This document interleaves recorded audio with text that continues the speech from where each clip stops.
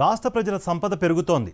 సంపాదనను బ్యాంకుల్లో డిపాజిట్లు చేస్తున్నట్లుగా ఇటీవల జరిగిన 224వ రాష్ట్ర స్థాయి బ్యాంకర్ల కమిటీ నివేదిక వెల్లడించింది.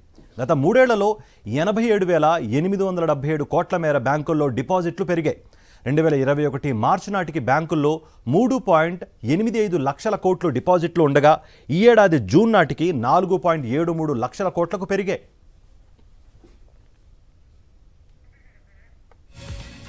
వివిధ పథకాలు, కార్యక్రమాలను అమలు చేస్తున్న రాష్ట్ర ప్రభుత్వం పేదలు, మధ్యతరగతి వర్గాల జీవనోపాధి అవకాశాలు, ఆదాయాలు పెరిగేలా చర్యలు చేపట్టింది. ఈ క్రమంలో ప్రజలు తమ కష్టార్జితాన్ని బ్యాంకుల్లో డిపాజిట్ల రూపంలో మదుపు చేస్తున్నట్లుగా అధికార వర్గాలు పేర్కొంటున్నాయి. ప్రధానంగా వైఎస్ఆర్ చేయూత, ఆసరా పథకాలతో పాటు జగనన్న పాల వెల్లువ ద్వారా ఆదాయ మార్గాలను చూపిస్తూ జీవన ప్రమాణాలను పెంపొందించేలా ప్రభుత్వం కృషి చేస్తోంది. మహిళలు సాధికారతతో తమ కాళ్లపై నిలబడేలా వివిధ వ్యాపార మార్గాలను రాష్ట్ర ప్రభుత్వం చూపించింది.